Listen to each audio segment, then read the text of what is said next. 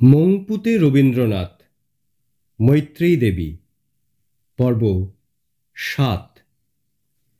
সন্ধেবেলা এবং প্রায় ৪ বেলায় যখন খেতে বসতেন, সুধাকান্তবাবু এসে আসর জমাতেন।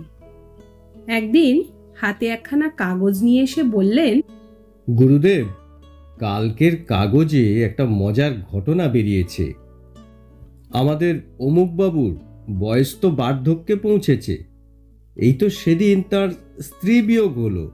এর মধ্যে গিয়েছিলেন একটি ছোট মেয়েকে বিয়ে করতে। পাড়ার ছেলেরা টের পেয়ে ভারী নাকাল করেছে ভদ্রলোককে। তখন ভদ্রলোকের নাকাল সম্পর্কীয় আলোচনায় আমরা সকলেই বেশ উৎসাহিত হয়ে উঠেছিল। উনি চুপ করেই ছিলেন।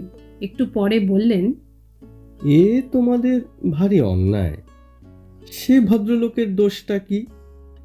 বাহ, দোষ নয় বলছেন? এত বয়স, এই সেদিন স্ত্রী বিয়োগ হয়েছে। সেই জন্যেই তো আরো দরকার। চিরজীবন যার স্ত্রীকে অভ্যাস হয়েছে, শেষ জীবনে সেই তো বেশি অসহায় হয়ে পড়ে।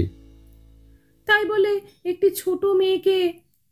সেই ছোট মেয়ের হয়তো বিন্দুমাত্র আপত্তি ছিল না। সে খোঁজ তোমরা কি করে জানবে? এসব মানুষের ব্যক্তিগত কথা, বাইরে থেকে তোমরা কি করে বিচার করবে? এ নিয়ে তাই ব্যঙ্গ করা ঠিক নয়। তারপর দিন সন্ধেবেলা খাবার টেবিলের কাছে বসে আছেন। জানালাটা খোলা, বাইরে ঘন অন্ধকারের মধ্যে গাছের সারি কালো কালো প্রেত মূর্তির মতো দাঁড়িয়ে আছে। হঠাৎ দুটো প্রকাণ্ড ৭-৮ ইঞ্চি চওড়া মথ প্রজাপতি ডানা ঝটপট করতে করতে টেবিলের উপর প্রকাণ্ড আলোটাকে ২-৪ বার প্রদক্ষিণ করে আলোর চাইতেও জ্যোতিষ্মান যিনি ছিলেন তার কাছেই আশ্রয় নিল। অত বড় প্রকাণ্ড মথ পূর্বে কখনো দেখিনি। আমরা সবাই খুব উৎসাহিত হয়ে উঠলুম। দেখুন, আপনি কালকে সেই ভদ্রলোকের বিয়ে সম্বন্ধে যেরকম মতামত প্রকাশ করেছিলেন, তাতেই আমাদের একটু সন্দেহ হয়েছিল। আজ এত লোক থাকতে এ প্রজাপতি দুটো আপনার গায়েই বসতে একেবারে নিঃসন্দেহ হওয়া গেল। ও, তোমরা বুঝি মনে করেছিলে আমার আর কোনো আশাই নেই? দেখো, অমন করে বয়সের প্রতি ইঙ্গিত করো না, মনে বড় আঘাত লাগে। একেবারে সব সম্ভাবনার বাইরে চলে যাবার মতো এমনই কি বয়স হয়েছে? আপনি তাহলে মনস্থির করে ফেলুন, কাগজে বিজ্ঞাপন দিয়েই দেখো না, পরের দিন বড় বড় হেডলাইনে খবর বেরুবে, আর দেশ বিদেশ থেকে কত যে ভালো ভালো সম্বন্ধ আসবে। তখন কাকে রাখি তাই ভাবনা হয়ে উঠবে। তোমায় কিন্তু বাঁচতে দেব না, তাহলে ফল ভালো হবে না মনে হচ্ছে। তোমার যেন ব্যাপারটা পছন্দ নয়। আমার অপছন্দ হবে কেন? আপনার গায়ে প্রজাপতি বসেছে, আপনি করবেন বিয়ে, আমার কি ক্ষতি তাতে? তবে যত আবেদন আসবে মনে করছেন তত নাও আসতে পারে। কি আবার আমার বয়সের প্রতি ইঙ্গিত? সুধাকান্ত বড় অপমান করছে হে। যাকগে, তোমার চাইতে উঁচু দরের পছন্দর অনেক কন্যা আছেন, এই যা ভরসা। ওগো সীমন্তিনী, জিনিসপত্রগুলো নিয়ে অত ছুটোছুটি করো না, করো না। এই চাকরগুলো আছে কি করতে? ওদের পায়ে যে মরচে পড়ে যাবে। তার চেয়ে তুমি ওই চৌকিটায় বসো, কথা বলো ধীর মধুর ভাষে। ওগো ধীর মধুর ভাষিনী, বলো ধীর মধুর ভাষে, তোমার গোপন কথাটি সখী রেখো না মনে, শুধু আমায় বলো, আমায় গোপনে তোমার গোপন কথাটি। উনি আমার কাছে ৩ দিন থাকবেন বলে এসেছিলেন। এ সময় ১৫-১৬ দিন উত্তীর্ণ হয়ে গিয়েছে।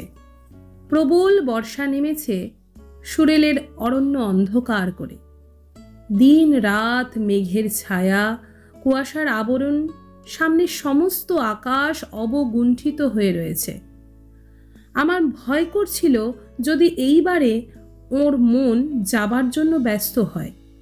উনি তখন দিবারাত্রি লেখা নিয়ে রয়েছেন। বইটা প্রায় শেষ হয়ে এলো।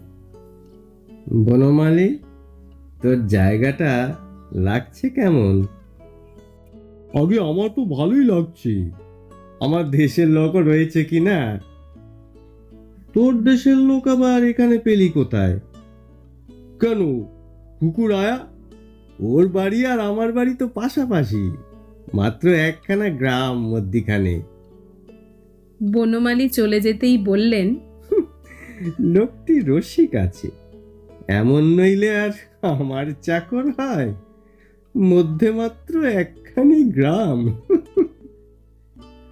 একদিন ভোরবেলা ঘরে ঢুকতেই বললেন, ওগো গৃহিণী, তোমার সুসজ্জিত গৃহস্থালির মধ্যে কিছু বিপর্যয় ঘটাবো? নিশ্চয়ই, অনায়াসে। কি করতে চান বলুন? ওই পাশের ঘরটা তো পড়েই রয়েছে, ওইখানে আমার জায়গা করে দাও। কেন বলুন তো? এ ঘরটা থেকে তো চারিদিক ভালো করে দেখতে পাওয়া যায়। তা ঠিক, কিন্তু ওদিকটা পূব দিক। সকালবেলায় রোদ এসে পড়ে, সেই প্রথম আলোটি আমার বড় দরকার। দেখেছে তো আমায় শান্তিনিকেতনে, ভোরবেলা উঠে বসে থাকি, অপেক্ষা করে থাকি কখন আমার আকাশের মিতা আসবে, আমায় আলোর ধারায় স্নান করিয়ে দেবে। কি করে এ নামের ঐক্য হলো জানি নে, আমি যে আলোর পূজারী, সূর্যোপাসক।